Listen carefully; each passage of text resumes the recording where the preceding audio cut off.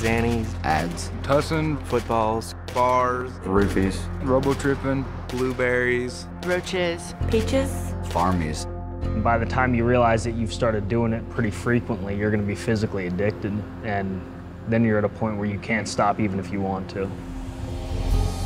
Every prescription drug has an effect on you. That's why doctors give them to people. Some people think that because drugs come from a doctor, they're safe. But taking them for recreational use to get high can be just as dangerous and addictive as taking street drugs. A pill can have a totally different reaction on you than the person it was prescribed for. So a drug that's okay for somebody else could be dangerous for you. Because of potential for abuse and addiction, the DEA puts many prescription drugs in the same category as opium and cocaine. They're made obviously by pharmaceutical companies. There's basically 4 different categories: depressants, opiates, and morphine derivatives, stimulants, and antidepressants. They come in capsules, tablets, and liquids. A lot of people think that taking a prescription medication is okay because it's not illegal. But the truth is that taking a prescription drug or giving a prescription drug is a form of using drugs or drug dealing.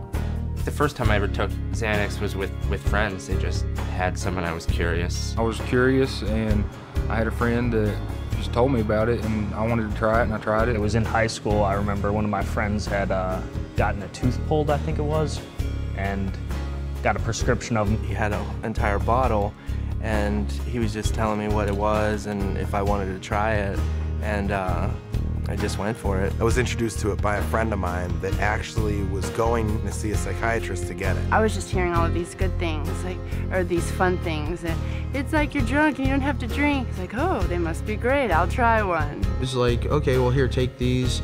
You'll have a great night. You're gonna feel really good. And, it's gonna be totally fine. My best friend in high school, she gave me one because her boyfriend used to take them. And she thought that they made her more comfortable around him and more secure about herself. And so she was like, hey, try one, I'd try anything that anybody had, just test out different prescriptions, and it just kept moving up. I wasn't picky about what kind I took, whether it was Klonopin or Xanax or Valium. So many of my friends were getting it prescribed from psychiatrists, and they were going to 2 or 3 different ones a month, so we had a pretty steady flow of it. I started going to doctors and, telling them a lie about trying to get Xanaxes, telling them that I couldn't concentrate at school, or I was just nervous or not comfortable around anybody.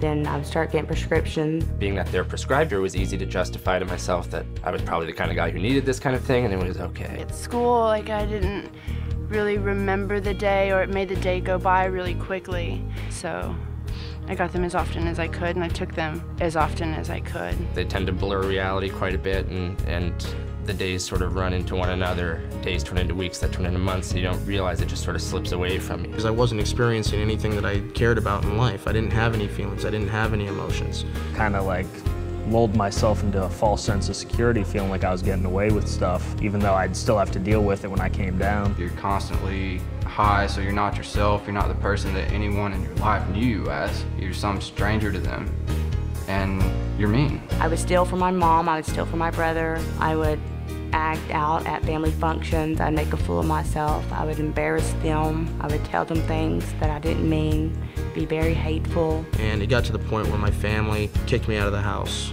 and weren't willing to have me around when I was taking it because of how violent I would get. Within 24 hours, you're starting to come down and you crash off of it. Feeling like the worst case of the flu, can't move, can't think, just don't feel like yourself at all. Feel yourself starting to get depressed, being just less happy with everything around you. I was very depressed. My panic attacks and anxiety was at a very high point.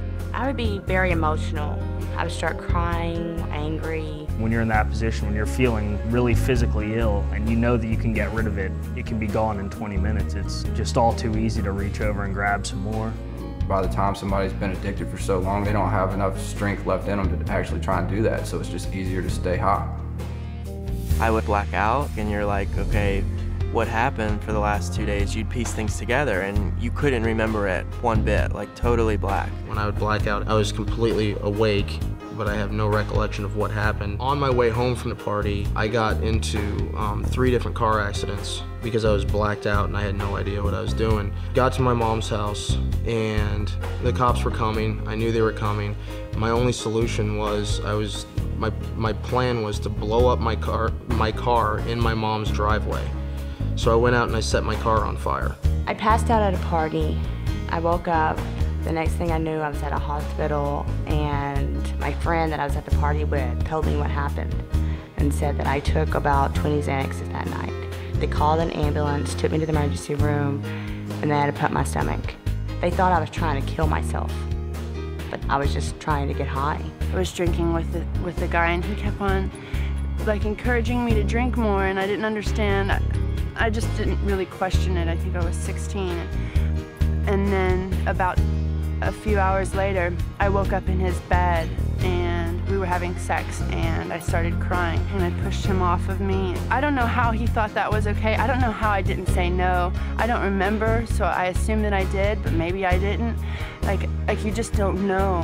When you use Rohypnol and you're forgetting everything, you have no idea what you really did. A guy that I used to know is on death row now in Arizona because he was on Rohypnol.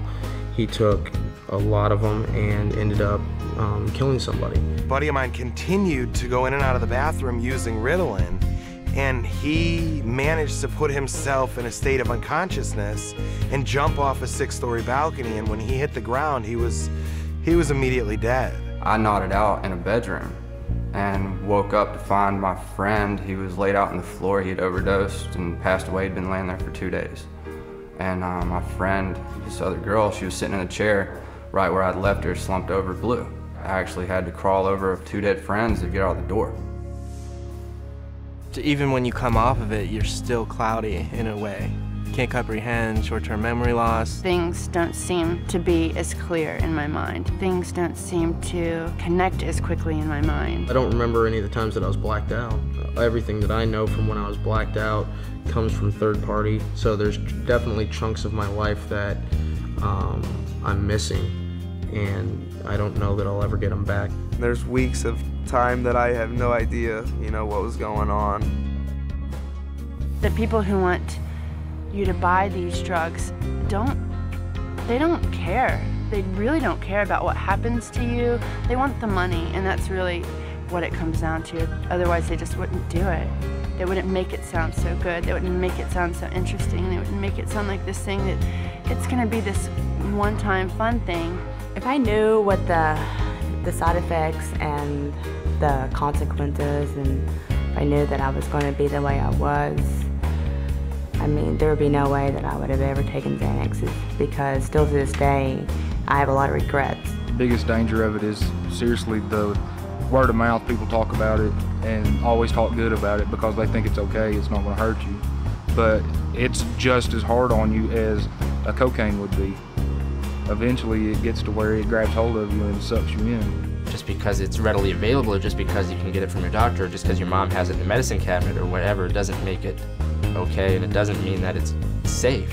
I remember when I was little, you got TV saying just say no. I'm like, okay, just say no, whatever.